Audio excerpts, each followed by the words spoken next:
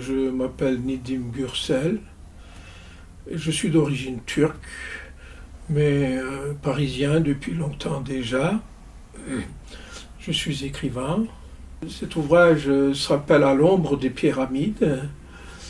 Il s'agit d'un récit de voyage et non d'un guide.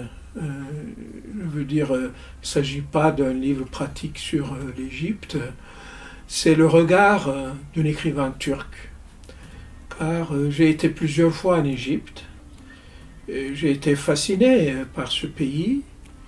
D'abord parce qu'il y a l'Égypte ancienne, c'est-à-dire l'époque des pharaons. Et je suis descendu le Nil jusqu'au sud et j'ai parlé à ma manière dans ce livre de la vallée des rois, des temples de Luxor, mais surtout de la mythologie de l'Égypte ancienne qui me fascine, notamment je parlais de la légende d'Osiris. Car je constate que cette vieille civilisation, ô combien mystérieuse encore, malgré les découvertes des égyptologues, donc cette civilisation a été fascinée par la mort. D'où évidemment Osiris, mais aussi d'où surtout les pyramides. Tous ces pharaons qui ont dominé de manière absolue, qui se considéraient comme l'ombre du dieu soleil, ne se sont pas contentés de cette vie, mais ils veulent aussi continuer à faire la même chose, à dominer si possible dans l'au-delà. Voilà un des thèmes récurrents de mon livre. Mais je ne parle pas dans ce livre seulement de l'Égypte ancienne. Je parle aussi de la ville de Caire. Je suis parti un peu sur les pas du grand écrivain égyptien Najib Mahfouz, prix Nobel de littérature. J'ai été dans les cafés qu'il fréquentait et j'ai essayé de faire en sorte que le lecteur se promène aussi, tout en partageant mes impressions du Caire dans l'œuvre de Najib Mahfouz. Puis il y a aussi un autre écrivain qui est moins connu malheureusement, mais qui est un très bon écrivain francophone, Albert Khosri, que j'ai découvert aussi à l'occasion de ses voyages en Égypte et dont je parle car il mérite vraiment aussi d'être mentionné. Donc je dirais, pour résumer, que À l'ombre des pyramides relate mes impressions de voyage, très littéraires. J'évoque aussi d'autres écrivains, et non les moindres, qui ont voyagé dans ce pays, comme Flaubert, comme Nerval, comme Pierre Loti, le chantre d'Istanbul. Alors avec tous ces éléments, toutes ces références, j'ai essayé de parler de l'Égypte telle que je l'aperçois. Alors donc il y a, tu as raison, cet aspect subjectif, une sorte de sensibilité pour un pays, pour une culture, pour une ville. En ce qui concerne À l'ombre des pyramides, il s'agit de l'Égypte. Je ne suis pas égyptologue, je suis écrivain, donc je n'ai pas une approche vraiment scientifique, mais je me réfère quand même à une connaissance approfondie de ce pays.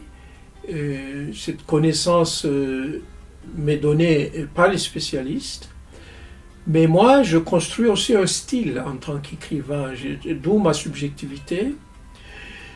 Mais c'est un livre où il est aussi question d'une réflexion sur le pouvoir. Alors là, c'est un peu sur l'autoritarisme, je pars, disons, l'exemple des pharaons qui ont régné de manière absolue et totalitaire sur la population. Mais aujourd'hui, dans certains pays, il y a aussi la montée des populismes et des totalitarismes. Par exemple, à propos de la Turquie, on parle beaucoup de dérives autoritaires, ce qui est vrai, mais malheureusement, mon pays connaît aussi une dérive que je dirais même totalitaire, j'irais encore plus loin. L'exemple du pharaon m'a donné l'occasion de parler un peu de ce fléau par rapport à la démocratie, par rapport aux valeurs démocratiques. Donc il y a aussi dans ce livre un aspect politique, une transposition en quelque sorte de l'histoire ancienne égyptienne, notamment dans la Turquie d'aujourd'hui.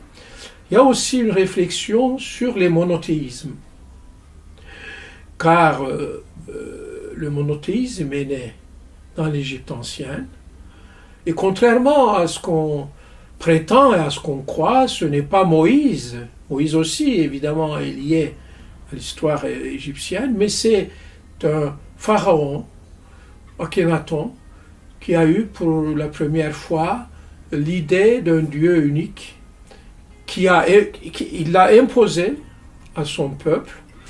C'est pour cela qu'il a mal fini, parce que ça n'a pas été accepté ni par le peuple, ni par les prêtres. Et puis il y a eu un retour au polythéisme jusqu'à ce que émerge le judaïsme. La recherche scientifique ne nous donne pas une idée de la vie quotidienne des gens, comment ils vivaient,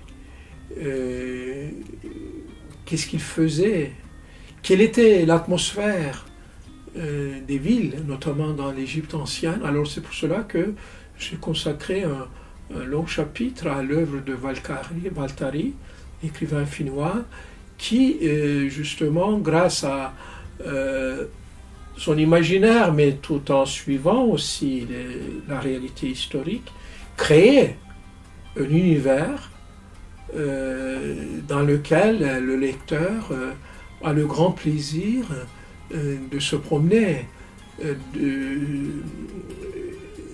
C'est pour cela que je m'intéresse à la littérature du voyage. Je ne m'intéresse pas, disons, au voyage comme pratique, comme loisir. Certes, les guides, il m'arrive de les lire, plutôt de les utiliser, c'est utile, mais je lis surtout les écrivains. Quand je voyage, je prends toujours avec moi un ou deux livres, un ou deux romans qui parlent du pays où je me rends. Et c'est ce que j'ai fait aussi à l'ombre des pyramides. J'ai découvert par exemple les lettres que Flaubert a envoyées à sa mère, dont certaines étaient censurées jusqu'à une époque récente. Je critique aussi son regard orientaliste, je dirais même le mépris que ce grand écrivain a pour les gens du peuple, et c'est peut-être un des aspects originaux de ce livre. Les voyages sont là pour rapprocher les peuples, pour faire en sorte qu'on découvre d'autres cultures, d'autres langues, et en ce qui me concerne, cette découverte-là est souvent source d'inspiration.